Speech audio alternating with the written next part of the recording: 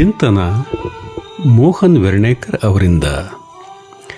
ಭಾವನೆಗಳು ನಮ್ಮ ಬದುಕಿನ ಸಂಗಾತಿಗಳು.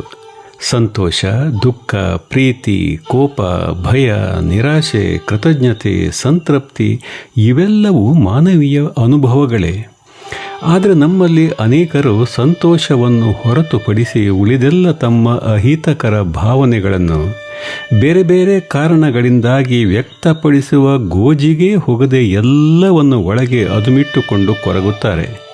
ಆದರೆ ಇದು ನಿಜಕ್ಕೂ ಅಪಾಯಕರ.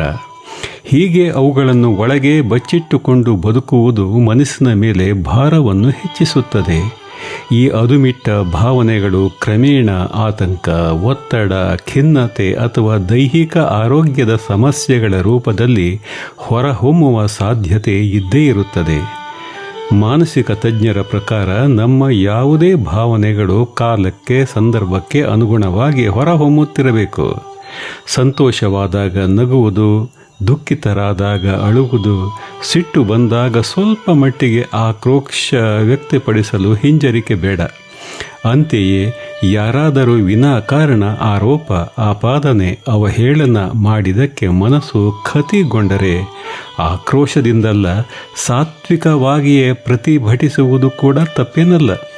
ಕೆಲವೊಮ್ಮೆ ಯಾರಾದರೂ ಆತ್ಮೀಯರಲ್ಲಿ ಹೇಳಿಕೊಳ್ಳುವುದು ಅಥವಾ ಡೈರಿಯಲ್ಲಿ ಬರೆದರೂ ಸರಿಯೇ.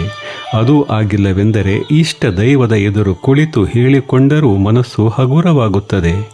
ಅದೇ ರೀತಿ ಪ್ರಾರ್ಥನೆ, ಧ್ಯಾನ, ಸಂಗೀತ, ಆಲಿಕೆ, ಪ್ರಕೃತಿಯೊಂದಿಗೆ ಸಮಯ ಕಳೆಯುವುದು ಇವೆಲ್ಲವೂ ಮನಸ್ಸನ್ನು ಹಗುರಗೊಳಿಸುವ ಆರೋಗ್ಯಕರ ಮಾರ್ಗಗಳು.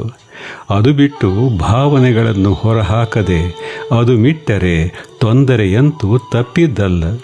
ಆದ್ದರಿಂದಲೇ ಮನಸ್ಸನ್ನು ಬಾಗಿಲು ಮುಚ್ಚಿದ ಕೊಠಡಿಯನ್ನಾಗಿಸಬೇಡಿ.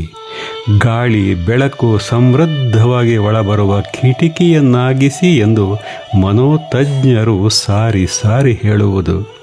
ಹೀಗೆ ಮಾಡಿದಾಗಲೇ ಭಾವನೆಗಳು ಸರಾಗವಾಗಿ ಹೊರಹೊಮ್ಮಲು ಸಾಧ್ಯ. ಆಗ ಮಾತ್ರವೇ ಮನಸ್ಸು ಹಗುರವಾಗುತ್ತದೆ, ಸಂಬಂಧಗಳು ಗಟ್ಟಿಯಾಗುತ್ತವೆ, ಬದುಕು ಹೆಚ್ಚು ನೆಮ್ಮದಿಯೂ ಅರ್ಥಪೂರ್ಣವಾಗುತ್ತದೆ. ನೆನಪಿಡಿ, ಅದುಮಿಟ್ಟ ಭಾವನೆಗಳು ಮನಸ್ಸನ್ನು ಭಾರವಾಗಿಸುತ್ತವೆ. ವ್ಯಕ್ತಪಡಿಸುವ ಭಾವನೆಗಳು ಮನಸ್ಸನ್ನು ಹಗುರವಾಗಿಸುತ್ತವೆ. ಆದ್ದರಿಂದ ನಮ್ಮ ಭಾವನೆಗಳನ್ನು ಅದುಮಿಡುವುದಂತೂ ಬೇಡವೇ ಬೇಡ.